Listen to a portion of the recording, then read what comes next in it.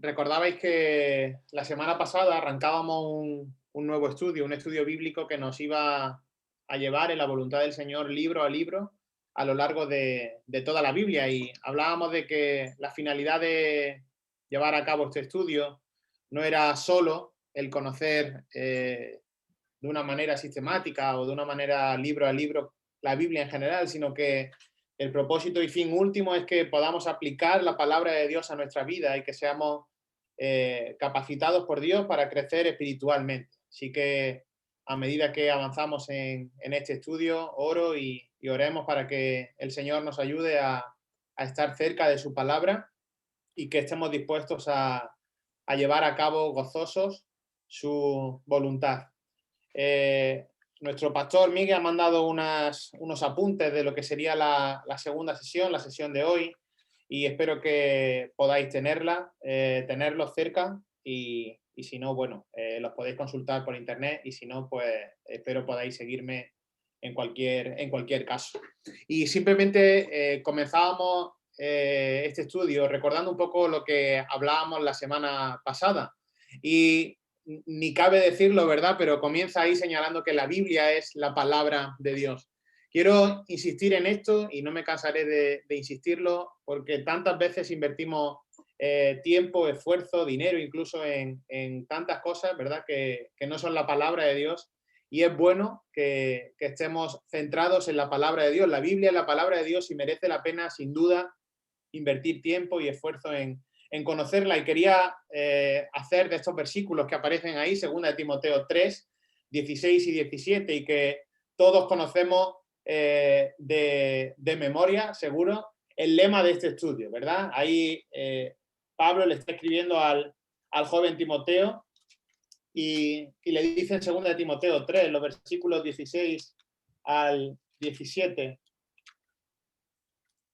toda escritura es inspirada por Dios y útil para enseñar, para reprender, para corregir, para instruir en justicia. Fíjate el 17, a fin de que el hombre de Dios sea perfecto, equipado para toda buena obra. Y a medida que vamos avanzando en el estudio libro a libro de la palabra de Dios, tenemos que mantener esta verdadera perspectiva. Que toda la escritura, desde el Génesis hasta el Apocalipsis, toda escritura es inspirada, fue exhalada por Dios y verdaderamente nos enfrentamos, tenemos delante la palabra de Dios. Merece la pena conocerla, merece la pena estudiarla, merece la pena leerla, meditarla, de tal manera que, como dice el versículo 16, es útil para enseñar, para reprender, para corregir, para instruir en justicia, y es por medio de cómo podemos ser verdaderamente santificados, a fin de que el hombre de Dios sea perfecto, equipado para toda buena obra. Así que a medida que avancemos en este estudio, mantengamos en mente estos versículos preciosos de la carta de Pablo a Timoteo. Y veíamos la semana pasada que la Biblia es un compendio de libros, ¿verdad? Compuesto por 66 libros. 66 libros. 39 son del Antiguo Testamento y 27 son del Nuevo Testamento. ¿Cuál es el tema central de la Biblia? Bueno, en una palabra, el tema central de la Biblia es Cristo. El Antiguo Testamento apunta, señala a Cristo y el Nuevo Testamento ya a este lado del pacto y después de la obra de Cristo en la cruz, nos habla de nuestra nueva vida en Cristo, la iglesia, pero el tema central de la Biblia es Cristo. Y empezábamos la semana pasada a estudiar el Antiguo Testamento y veíamos que verdaderamente era importante conocer, verdaderamente era importante estudiar la palabra de Dios en el Antiguo Testamento y veíamos 4 razones que de alguna manera generalizaban el por qué era interesante, por qué era necesario. Y la primera es porque es la palabra de Dios. La palabra de Dios no empieza en el Nuevo Testamento, sino que la palabra de Dios, como veíamos anteriormente, incluye el conjunto de estos 66 libros que conforman el canon bíblico. Es por medio de la palabra de Dios que somos salvos, que somos santificados, y esto incluye también el Antiguo Testamento. Recuerda el Salmo 19, los versículos 7 al 10, Gálatas 3:24, Romanos 15:4. En tercer lugar, veíamos que es importante pasar tiempo en el Antiguo Testamento porque nos revela a Dios. ¿Quieres conocer a Dios? ¿Quieres conocer las perfecciones de Dios? ¿Quieres conocer la deidad de Dios? ¿Cómo Dios obra poderosamente en misericordia?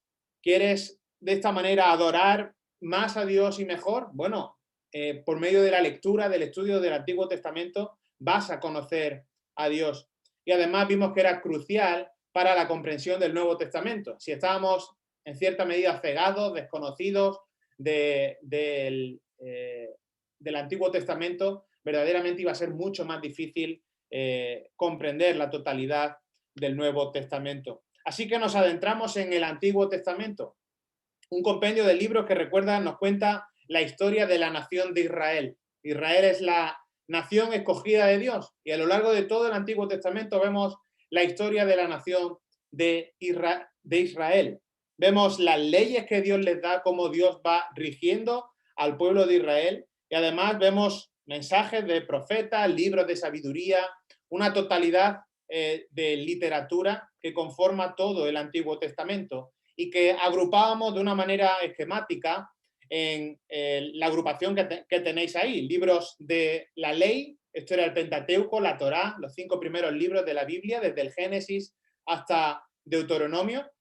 Luego hablábamos de libros históricos, un conjunto de 12 libros, desde Josué hasta Esther, con un profundo contenido histórico. Luego hablábamos de libros poéticos y de sabiduría, Job, Cantar de los Cantares, ese Job, Salmos, Proverbios, Eclesiastés y Cantar de los Cantares. Luego hablábamos de los profetas y veíamos que era un total de 17 profetas, pero que los agrupábamos en 2 bloques, profetas mayores y profetas menores. La diferencia entre ambos era la longitud de sus escritos. Los profetas mayores escriben más largo, más cantidad que los profetas menores. En 5 los mayores, desde Isaías hasta Daniel, y los profetas menores, 12, desde Oseas hasta Malaquías. Y así podíamos hacer una agrupación de estos 39 libros del Antiguo Testamento. Y quería que lanzáramos nuestro estudio en esta tarde, a partir de ese punto 2 que tenéis ahí en vuestros apuntes, el pacto abrahámico. Y vimos que verdaderamente Génesis 12 era un capítulo clave, no solo en el Antiguo Testamento, sino que era un capítulo clave en toda la Biblia. Y vamos a leer Génesis capítulo 12, del 1 al 3. Solo recuerda, antes de esto, que hacíamos una división general de todo el Antiguo Testamento en 2 grandes partes. Una primera parte en la que veíamos los tratos de Dios con la humanidad y que incluían 4 aspectos o 4 hitos fundamentales: la creación, la caída del hombre, el diluvio y la Torre de Babel, o lo que llamábamos las naciones. Y luego un segundo gran bloque que empezaba aquí en Génesis capítulo 12 y que iría hasta el final del Antiguo Testamento, en el que veíamos los tratos de Dios con Israel. Primero Dios con la humanidad, Génesis del 1 al 11, y desde Génesis 12 hasta el final del Antiguo Testamento, los tratos de Dios con Israel. Y recuerda lo que dice ahí Génesis capítulo 12, versículo 1, y esto es el pacto abrahámico, que ya hablamos de él la semana pasada. Dice: y el Señor dijo a Abraham, vete de tu tierra, de entre tus parientes y de la casa de tu padre, a la tierra que yo te mostraré. Haré de ti una nación grande, y te bendeciré, y engrandeceré tu nombre, y serás bendición. Bendeciré a los que te bendigan, y al que te maldiga, maldeciré. Y en ti serán benditas todas las familias de la tierra. Verdaderamente este pacto, el pacto abrahámico, un pacto eterno, que vimos que era eterno, es decir, que perduraba. Además, un pacto que era incondicional y que era de Dios con Abraham y con sus descendientes, es un pacto clave para entender el desarrollo del Antiguo Testamento. Y fíjate en el versículo 2 que dice: haré de ti una nación grande. O como dice Reina Valera 60, haré de ti una gran nación. Y era importante entender qué era eso de gran nación. Recuerda otro elemento clave, la bendición, que da a continuación: y te bendeciré, engrandeceré tu nombre, serás de bendición, bendeciré a los que te bendigan, y en ti serán benditas todas las familias de la tierra. Hay un claro énfasis de bendición en este pacto, pero hay un énfasis también claro en la idea de gran nación. Y vimos que entender esto nos ayudaría a comprender el hilo argumental de todo el Antiguo Testamento. Porque una gran nación, de hecho, toda nación, tiene tres elementos básicos. Estos tres que tenéis ahí como A, B y C en vuestros apuntes. Bueno, una nación no es nación si no tiene un pueblo. No es una nación si no tiene una ley, y tampoco es una nación si no tiene una tierra, un lugar donde asentarse. Así que aquí Dios le dice a Abraham que iba a hacer de él una nación grande. Tres elementos conforman una gran nación. Pueblo. Bueno, ya vimos que desde Génesis hasta el final de Éxodo había una explosión demográfica, de tal manera que de 70 personas que aparecen ahí en el Génesis, hay una explosión demográfica en un plazo de 430 años que llegan hasta más de 2 millones de personas. Bueno, ya teníamos un pueblo, ya tenemos un pueblo. En segundo lugar, la ley. Este pueblo, estas personas necesitaban una ley y lo veremos en esta tarde, cómo Dios le da la ley en el Éxodo. Recuerda los 10 mandamientos, Éxodo capítulo 20. Y además un tercer elemento básico de una nación era la tierra. Y por eso Dios, como ahora veremos, una vez que libera al pueblo de Egipto, al pueblo de Israel de la esclavitud en Egipto, los saca a fin de llegar a la tierra prometida, la tierra de Canaán. Recuerda que esta conquista se produce en el libro de Josué. Y estos tres elementos son clave para entender el desarrollo del Antiguo Testamento. Porque una vez que esta nación ya tiene pueblo, tiene ley, tiene tierra, empieza, digamos, el gobierno de esta nación. Y Dios primero, su modelo ideal era una teocracia que constantemente tenía que ser suplida con jueces, de tal manera que el pueblo caía y Dios levantaba un juez para solventar esta situación, pero el pueblo volvía a fallar y ahí hay un ciclo de una sucesión de jueces. Finalmente el pueblo dice, mira, queremos un rey humano y Dios concede un rey humano, de tal manera que hay un periodo con todo el reino de Israel unido, con Saúl, David y Salomón. Con Salomón esto, digamos que se va al traste, el reino queda dividido en dos, el reino del norte, el reino del sur, y tras procesos duros sobre este pueblo de castigo, finalmente los libros de Esdras y Nehemías nos cuentan la reconstrucción, la restauración de este pueblo. Así que seguiremos indagando en esta idea a medida que avanzamos en la contextualización de todo el Antiguo Testamento. Pero en esta tarde nos centraremos en el libro de Éxodo. Ahí si pasáis a la segunda página de vuestros apuntes, llegamos al libro de Éxodo y comenzamos viendo algunos datos generales de este libro. En primer lugar, el autor. Recuerda que como todo el Pentateuco en su práctica totalidad es atribuido a Moisés, ¿verdad? Moisés es el autor humano de este libro, al igual que del resto de libros del Pentateuco, la Torá, los 5 primeros libros de la Biblia. Y en cuanto a la fecha, una vez más, podemos dar dos fechas a señalar. Una primera fecha en la que podemos señalar la fecha de los hechos, es decir, qué periodo histórico recoge el libro del Éxodo, desde qué hito histórico hasta qué hito histórico, la fecha de los acontecimientos que nos narra. Y aquí podemos señalar dos hitos.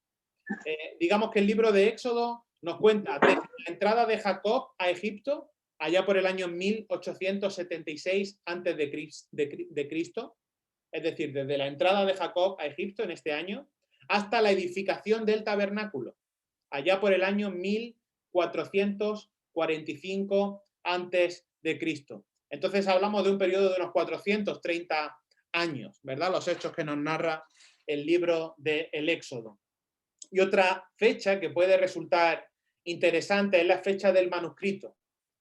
¿Cuándo se escribió? ¿No? ¿Cuándo se cree que se tiene constancia que este libro fue escrito? Y para esta fecha podemos darlas entre el 1445 a.C. y el 1405 a.C. En torno a esas fechas fue escrito el manuscrito del libro de Éxodo. Tenemos el autor, tenemos las fechas y el siguiente dato general que aparece ahí en el apartado B es el título. Igual que veíamos en Génesis la posibilidad de darle 2 títulos al libro del Éxodo, también nos pasa aquí. Y en primer lugar es el nombre en hebreo. ¿Cómo se conoce este libro en hebreo? Y su nombre sería Nombres. Nombres. Y tiene una explicación, igual que cuando veíamos en Génesis comienzos, principios, es porque en el hebreo el nombre que se le da a los libros es la primera palabra que aparece en el manuscrito original. Y si vas al libro del Éxodo, capítulo 1, versículo 1, verás ahí que en nuestra traducción aparece estos son los nombres. Bueno, en el manuscrito original directamente podríamos ver ahí los nombres o nombres, ¿verdad? Por eso el nombre que le daríamos, valga la redundancia, al libro en hebreo sería Nombres, así se podría llamar este libro.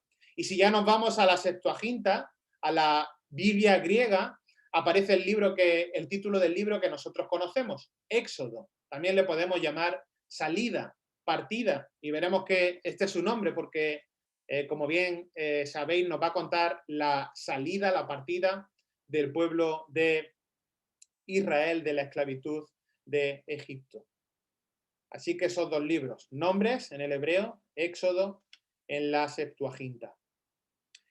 El libro en el contexto, apartado C. Bueno, podemos decir que este libro es el segundo libro de la Torá, de la ley, el segundo libro del Pentateuco. Y permíteme recordarte una vez más que el Pentateuco era un todo, ¿verdad? De hecho, la palabra Pentateuco implica que consiste en 5 rollos, pero que son un todo, ¿verdad? Y fueron entregados al pueblo un poco antes de la entrada en la tierra prometida. Así que ahí lo situamos en el contexto como el segundo libro de la Torá. En cuanto a los temas principales, apartado D, y lo desarrollaremos un poco más, pero debemos de quedarnos con 2 ideas fundamentales. Redención y liberación. Estos son los temas principales que nos señala el libro de Éxodo. Y vamos a ver cómo verdaderamente Dios, en su misericordia, redime al pueblo de Israel de la esclavitud, liberándolo de esa carga, sacándolo de allí y apuntándole, cumpliendo los pactos que había dado con Abraham hacia una tierra prometida, la Canaán terrenal. 2 temas principales, redención y liberación. ¿Y cuál es el propósito del libro del Éxodo? Bueno, lo podemos definir así en una frase muy corta.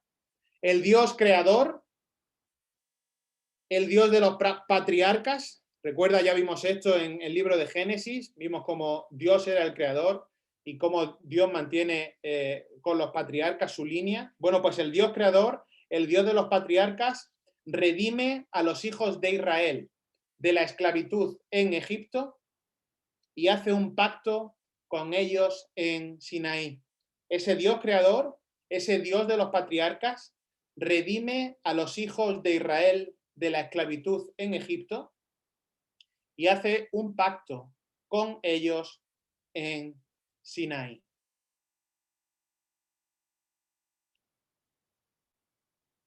Bueno, ese sería el propósito de una manera general.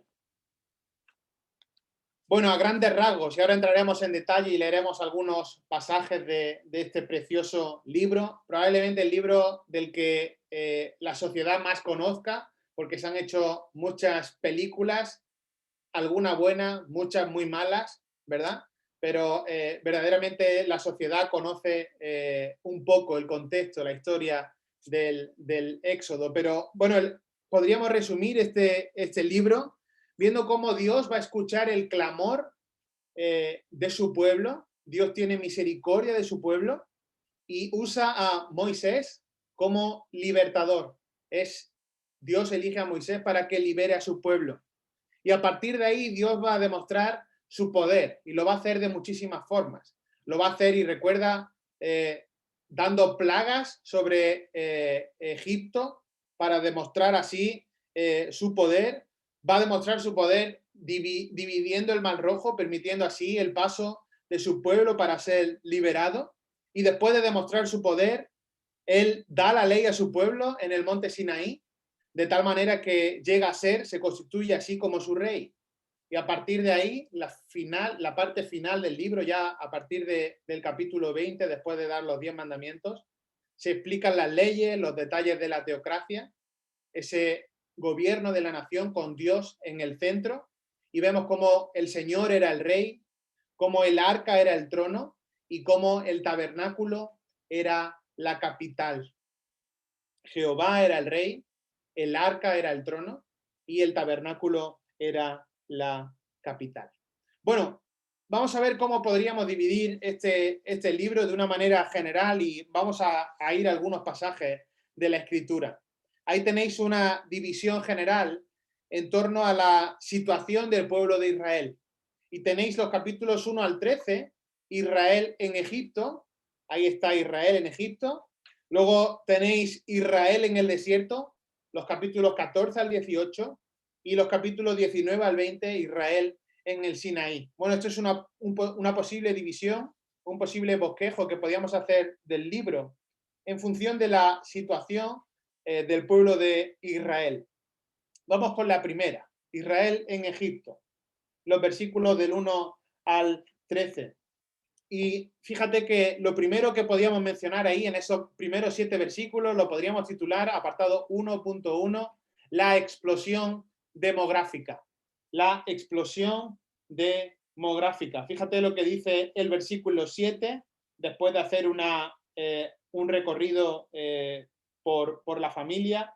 Dice el versículo 7, pero los hijos de Israel fueron fecundos y aumentaron mucho y se multiplicaron y llegaron a ser poderosos en gran manera, y la tierra se llenó de ellos. Así que los primeros 7 versículos nos presentan la explosión demográfica.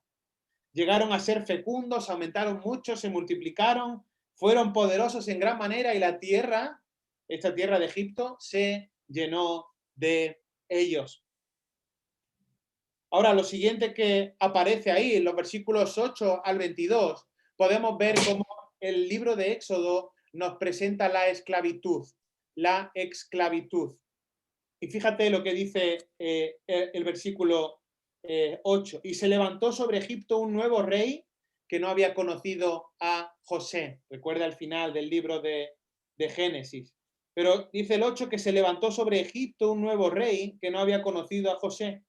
Y dijo a su pueblo, he aquí, el pueblo de los hijos de Israel es más numeroso y más fuerte que nosotros. Procedamos pues astutamente con él, no sea que se multiplique y en caso de guerra se una también con los que nos odian y pelee contra nosotros y se vaya de la tierra.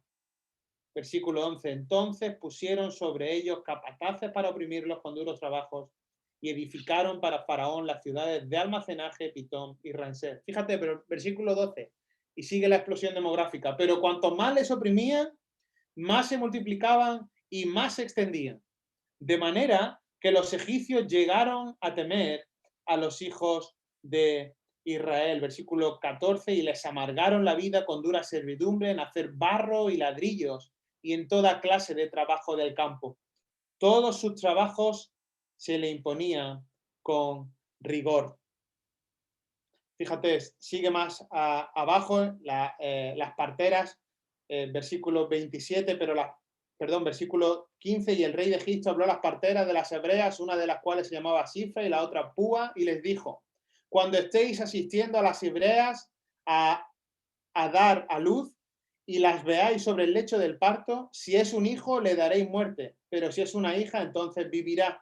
Las parteras temían a Dios y no hicieron como el rey de Egipto le había mandado, sino que dejaron con vida a los niños. Versículo 22, entonces Faraón ordenó a todo pueblo diciendo, todo hijo que nazca lo echaréis al Nilo y a toda hija la dejaréis con vida.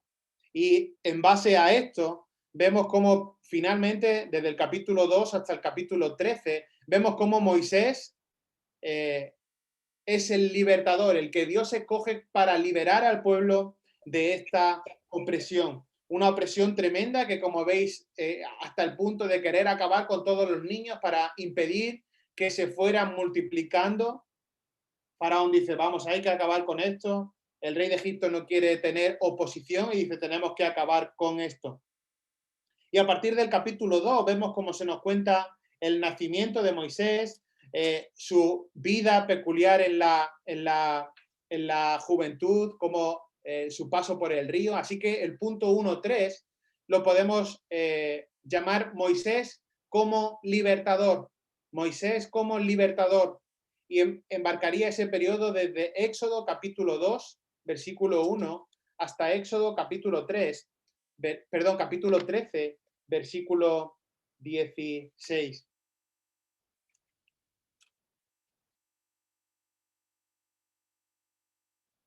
Vamos con el segundo aspecto de nuestro bosquejo y sería ya la posición de Israel en el desierto. Israel en el desierto. Y vamos a ver la salida de Egipto. Ese sería nuestro primer punto, 2.1. Ahora estamos en los capítulos 14 al 18 y ese primer apartado sería la salida de Egipto. Éxodo capítulo 13, desde el versículo 17 hasta el capítulo 14 y versículo 14. Lo primero que aparece ahí es la salida de Egipto. Una salida que, como recordaréis y como seguro alguna vez habéis estudiado, no fue una salida especialmente amistosa, sino que por medio de llevó una sucesión de plagas terribles que hicieron daño a la población, dado a la negativa de obedecer a Dios y su mandato. Recuerda ahí entre los capítulos 7 y 12 aparecen las plagas y probablemente cuando acabemos de estudiar la secuencia libro a libro del Pentateuco dediquemos una sesión para ver algunos datos más generales acerca de la creación, el diluvio, todo el tema de los pactos. Estudiaremos las plagas y estudiaremos también la ley, los 10 mandamientos, pero solo para que te suene, recuerda cómo Dios manda plagas sobre la población de tal manera que el agua se convierte en sangre. Esa fue la primera plaga. Una segunda plaga de las ranas, luego los piojos, los insectos, la peste en el ganado, las úlceras, el granizo, las langostas, las tinieblas y por último la muerte de los primogénitos. Así que verdaderamente fue una salida, como digo, que no fue especialmente amistosa. El segundo hito que podemos ver ahí, tal vez podríamos dar lectura desde el versículo, capítulo 13, versículo 17, hasta el versículo 22. Fíjate lo que dice. Y de esta manera vemos la salida de Egipto. Capítulo 13, versículo 17. Y sucedió que cuando Faraón dejó ir al pueblo, Dios no los guió por el camino de la tierra de los filisteos, aunque estaba cerca, porque dijo Dios, no sea que el pueblo se arrepienta cuando vea guerra y se vuelva a Egipto. Dios, pues, hizo que el pueblo diera un rodeo por el camino del desierto hacia el Mar Rojo y en orden de batalla subieron los hijos de Israel de la tierra de Egipto. Y Moisés tomó consigo los huesos de José, pues éste había hecho jurar solemnemente a los hijos de Israel, diciendo, ciertamente os visitará Dios, y entonces llevaréis de aquí mis huesos con vosotros. Y partieron de Sucot y acamparon en Etam, al borde del desierto. El Señor iba delante de ellos, de día en una columna de nube para guiarlos por el camino, y de noche en una columna de fuego para alumbrarlos, a fin de que anduvieran de día y de noche. No quitó de delante del pueblo la columna de nube durante el día, ni la columna de fuego durante la noche. Y así Dios permite la salida de su pueblo, el pueblo que había clamado a Dios pidiendo la liberación, y Dios tuvo misericordia de ellos. El segundo punto de esta parte del bosquejo, el 2.2, lo podríamos ver como el paso del Mar Rojo. el cruce del Mar Rojo, el paso del Mar Rojo, y lo tenéis ahí entre Éxodo capítulo 15 y el 15 versículo 21. Podemos dar lectura a algunos de estos versículos. Y si os vais al capítulo 14, versículo 21, es tremendo cómo Dios obra poderosamente para abrir las aguas del Mar Rojo. Fíjate, versículo 21, capítulo 14. Extendió Moisés su mano sobre el mar, y el Señor, por medio de un fuerte viento solano que sopló toda la noche, hizo que el mar retrocediera, y cambió el mar en tierra seca, y fueron divididas las aguas. Y los hijos de Israel entraron por en medio del mar en seco, y las aguas le eran como un muro a su derecha y a su izquierda. Entonces los egipcios reanudaron la persecución y entraron tras ellos en medio del mar todos los caballos de Faraón, sus carros y sus jinetes. Y aconteció que a la vigilia de la mañana el Señor miró el ejército de los egipcios desde la columna de fuego y de nube, y sembró la confusión en el ejército de los egipcios, y entorpeció las ruedas de sus carros, e hizo que avanzaran con dificultad. Entonces los egipcios dijeron: huyamos ante Israel, porque el Señor pelea por ellos contra los egipcios. Entonces el Señor dijo a Moisés: extiende tu mano sobre el mar para que las aguas vuelvan sobre los egipcios, sobre sus carros y su caballería. Y extendió Moisés su mano sobre el mar, y al amanecer regresó el mar a su estado normal, y los egipcios al huir se encontraban con él. Así derribó el Señor a los egipcios en medio del mar. Y las aguas volvieron y cubrieron los carros y la caballería, a todo el ejército de Faraón que había entrado tras ellos en el mar. No quedó ni uno de ellos. Fíjate el versículo 29. Más los hijos de Israel pasaron en seco por en medio del mar, y las aguas le eran como un muro a su derecha y a su izquierda. Aquel día salvó el Señor a Israel de mano de los egipcios, e Israel vio a los egipcios muertos a la orilla del mar. Cuando Israel vio el gran poder que el Señor había usado contra los egipcios, el pueblo temió al Señor y creyeron en el Señor y en Moisés, su siervo. Tremendo, verdaderamente pudieron ver la mano de Dios obrando milagrosamente sobre ellos, siendo librados de la persecución tremenda de un ejército poderoso tras ellos. Dios permite que se abran las aguas, que pasen, obstaculiza el paso del enemigo para finalmente anegarlos, hundirlos bajo el mar y que quedaran destruidos. Tremendo. Pero poco duró este recuerdo de aquello que habían visto con sus propios ojos este pueblo, hasta el punto que desde el capítulo 15, versículo 22, hasta el capítulo 18, podemos titular esta parte de nuestro bosquejo como viaje y murmuración. Viaje y murmuración. Verdaderamente poco les duró el recuerdo del poder de Dios, hasta el punto que pronto empezaron a murmurar a lo largo de su viaje. Recuerda las codornices, recuerda el maná, recuerda la peña de Oreb. Fíjate, capítulo 15, versículo 23. Cuando llegaron a Mara, no pudieron beber las aguas de Mara porque eran amargas. Por tanto, al lugar le pusieron el nombre de Mara.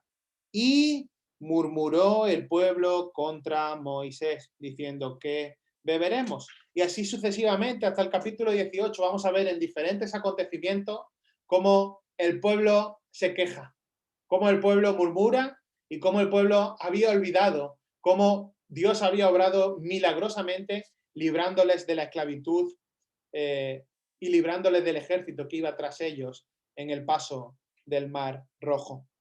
Y así llegamos al capítulo 19 del Éxodo, y esta sería la última parte del Éxodo, desde el 19 hasta el 40, en el que Israel llega a Sinaí. Israel llega a Sinaí. Y ahí podemos ver de una manera general tres aspectos fundamentales. El primer aspecto, 3.1, y que nos lo cuenta Éxodo capítulo 19, es el establecimiento del campamento en Sinaí. Establecimiento del campamento en Sinaí. Hay ahí algún versículo tremendamente importante en ese capítulo que veremos a la hora de estudiar un pacto a continuación. El segundo punto, 3.2, sería la ley. La ley. Esto estaría desde Éxodo capítulo 20 a Éxodo capítulo 24. Merece la pena leer el establecimiento de la ley. Vamos a leer en Éxodo capítulo 20, desde el versículo 3 hasta el versículo 17, de tal manera que vamos a ver cómo Dios establece aquí esta primera ley, este primer código legal que recuerdo era un elemento necesario para que fueran una gran nación. Pueblo, ley y tierra. Bueno, aquí les da la ley. Fíjate lo que dice Éxodo capítulo 20 y versículo 3.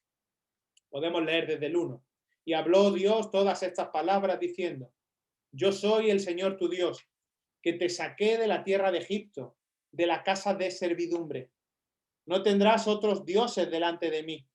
No te harás ídolo, ni semejanza alguna de lo que está arriba en el cielo, ni abajo en la tierra, ni en las aguas de debajo de la tierra. No los adorarás ni los servirás, porque yo, el Señor tu Dios, soy Dios celoso, que castigo la iniquidad de los padres sobre los hijos hasta la tercera y cuarta generación de los que me aborrecen, y muestro misericordia a millares, a los que me aman y guardan mis mandamientos.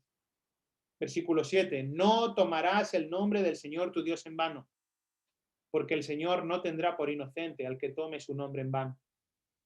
Acuérdate del día de reposo para santificarlo. 6 días trabajarás y harás toda tu obra, mas el séptimo día es día del reposo para el Señor tu Dios. Versículo 12. Honra a tu padre y a tu madre, para que tus días sean prolongados en la tierra que el Señor tu Dios te da. No matarás, no cometerás adulterio, no hurtarás, no darás falso testimonio contra tu prójimo, no codiciarás la casa de tu prójimo, no codiciarás la mujer de tu prójimo, ni su siervo, ni su sierva, ni su buey, ni su asno, ni nada que sea de tu prójimo. Y ahora desde este punto, versículo 18, hasta el final del capítulo 24, vamos a ver cómo esta ley se explica, se agranda, se amplifica y se dan algunos detalles. Para una vez que llegamos al capítulo 25, desde el capítulo 25 del libro del Éxodo hasta el final, recuerda que son 40 capítulos, podemos resumirlo, apartado 3.3 de nuestros apuntes, con este título: el tabernáculo y la idolatría. El tabernáculo y la idolatría. Verdaderamente vamos a ver cómo Dios establece el funcionamiento del tabernáculo. Vamos a ver el velo, infinidad de aspectos relacionados con el tabernáculo y con la idolatría del pueblo. Sirva este primera panorámica del libro del Éxodo a través del bosquejo para tener una estructura específica, de una manera general, de cómo podemos dividir este libro. Si pasáis a la página 3 de vuestros apuntes, estamos bien de tiempo, vamos a ver los temas clave, algunos de los temas que emanan de este libro y que son fundamentales para su comprensión y para su contextualización. Y además nos van a dar una aplicación para nuestra teología, ¿verdad? Para nuestra forma de entender también algunos pasajes en el marco bíblico y teológico. El primer tema clave que aparece ahí es los pactos.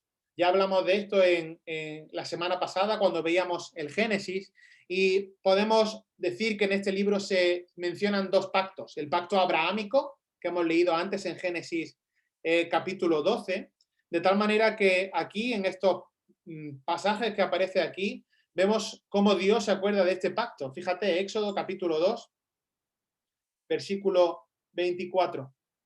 Éxodo capítulo 2, versículo 24. Podemos leer desde el versículo 23 y vemos cómo el pueblo de Israel clamó pidiendo liberación. Versículo 23 del capítulo 2. Y aconteció que pasado mucho tiempo murió el rey de Egipto, y los hijos de Israel gemían a causa de la servidumbre, y clamaron, y su clamor a causa de su servidumbre subió a Dios. Versículo 24, oyó Dios su gemido y se acordó Dios de su pacto con Abraham, Isaac y Jacob.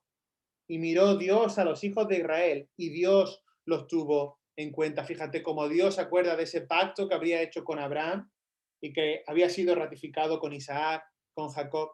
Y un poco más adelante, en el capítulo 6, los versículos 4 y 5 resaltan esta misma idea. Fíjate lo que dice el versículo 1 del capítulo 6. Respondió el Señor a Moisés, ahora verás lo que haré a Faraón, porque por la fuerza los dejará ir y por la fuerza los echará de su tierra. Continuó hablando Dios a Moisés y le dijo, yo soy el Señor. Y me aparecía a Abraham, a Isaac y a Jacob como Dios Todopoderoso. Mas por mi nombre, Señor, no me di a conocer a ellos. También establecí mi pacto con ellos, de darle la tierra de Canaán, fíjate, la tierra donde peregrinaron.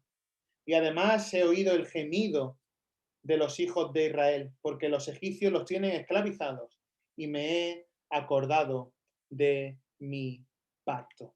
Así que Dios tiene presente ese pacto que le hace en Génesis 12 a Abraham y es ratificado aquí en el libro del Éxodo. Y hay un segundo pacto que aparece ahí en el apartado B, que es el pacto sinaítico, porque se produce en el Sinaí. Le podemos llamar pacto mosaico o pacto israelítico. Vamos a ir a el Éxodo capítulo 19, este capítulo que decía antes que era interesante, porque es aquí donde se establece este pacto. Y fíjate lo que dice Éxodo capítulo 19, versículo 5. Y recuerda que esto podría ser la introducción para el resto del pacto que va a estar ahí una vez que Dios establece la ley entre los capítulos 20 y 23, a partir del capítulo 24 y las demás referencias que aparecen ahí, 31, 16 y 34 del 10 al 27.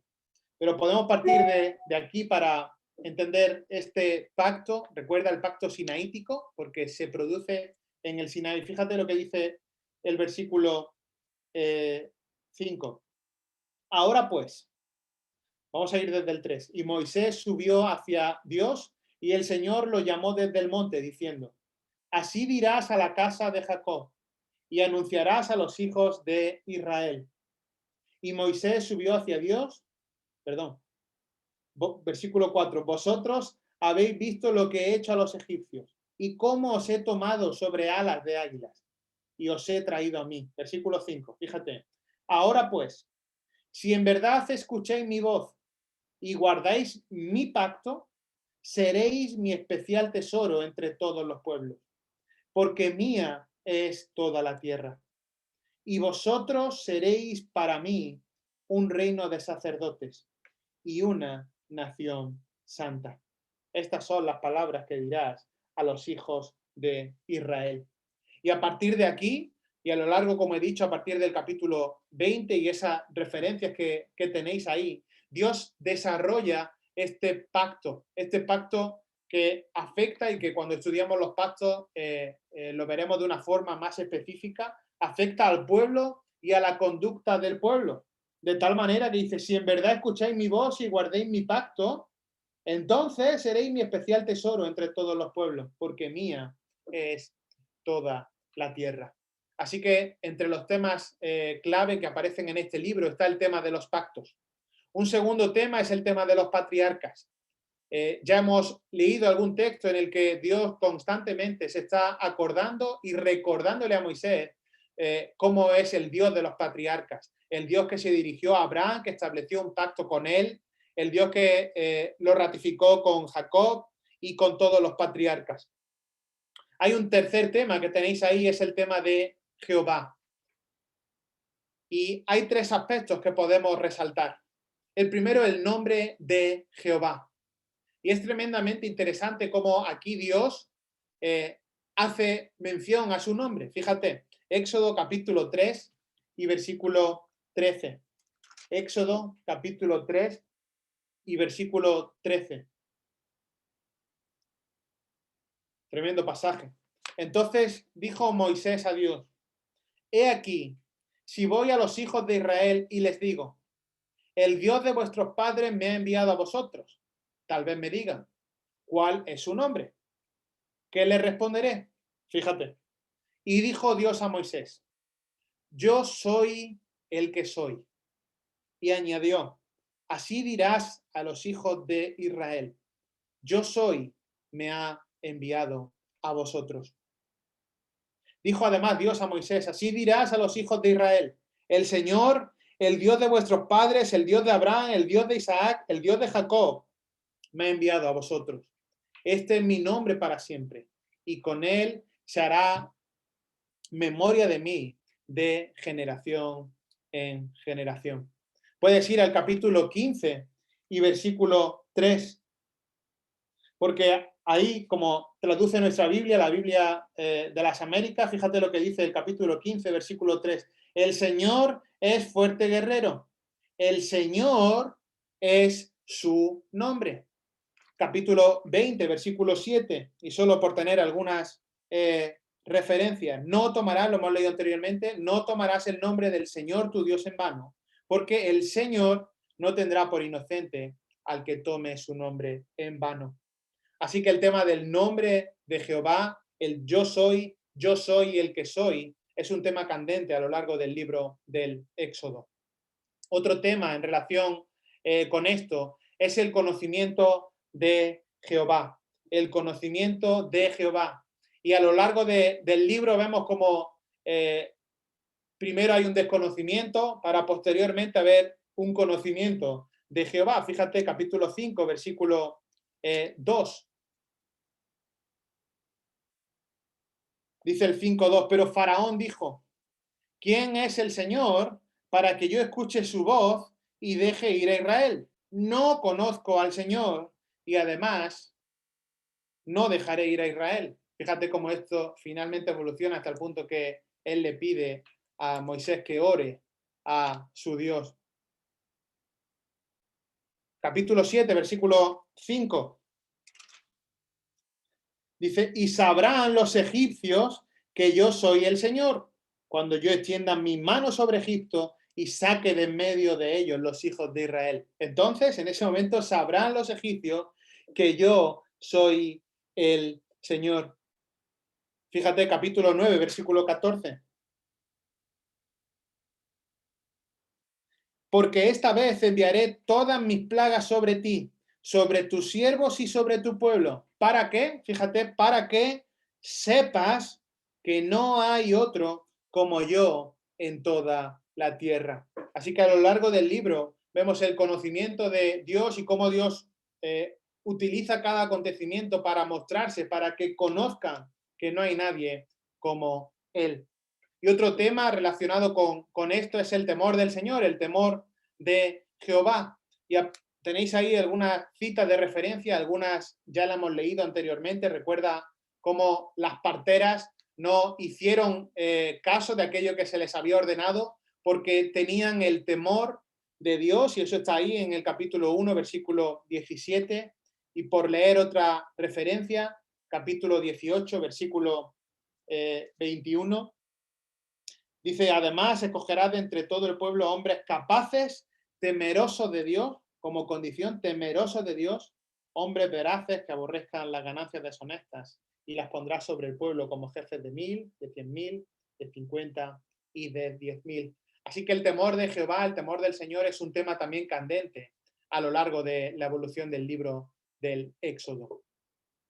Bueno, punto 4, dos temas que son claves también.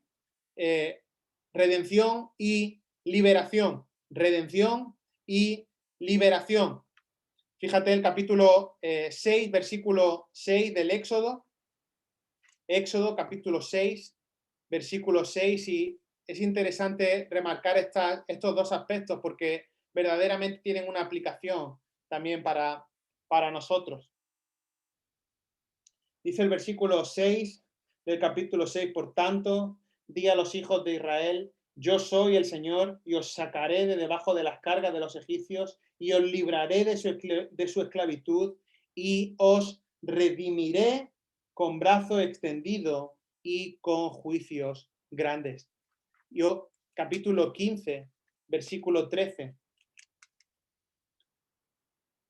Dice, en tu misericordia has guiado al pueblo que has redimido. Con tu poder los has guiado a tu santa morada. De la misma manera, Dios tuvo misericordia del pueblo de Israel hasta el punto que le redimió de su condición. En su misericordia permitió la redención del pueblo de Israel y su liberación, que como hemos visto fue librado de la esclavitud totalmente opresora del pueblo del pueblo de Egipto sobre Israel. Creo que son las 8, lo podemos dejar aquí y seguir en posteriores sesiones avanzando en el transcurso de este libro y de los sucesivos. Verdaderamente cuando estudiamos el Éxodo vemos el poder de Dios de una manera sobrenatural y cómo Dios escucha el clamor de su pueblo. Siempre que leo ese versículo del capítulo 2 me acuerdo de Jeremías, ¿verdad?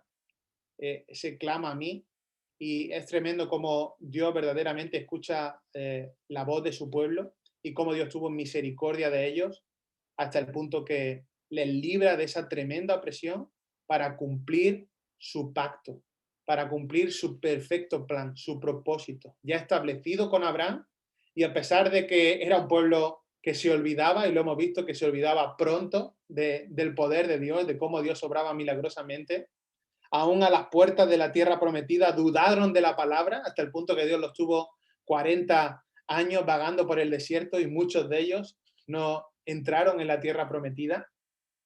Pero a pesar de eso, Dios cumple su palabra, Dios cumple su promesa, ese Dios inmutable y ese mismo Dios que liberó, que redimió al pueblo de Israel en Egipto y que los liberó de la esclavitud. Ese mismo Dios es el que nos ha librado de la paga del pecado, que es la muerte, gracias a la obra expiatoria de Cristo en la cruz, gracias a su sangre derramada, ese sacrificio perfecto. El Cordero, como veremos a lo largo del Antiguo Testamento, el Cordero perfecto.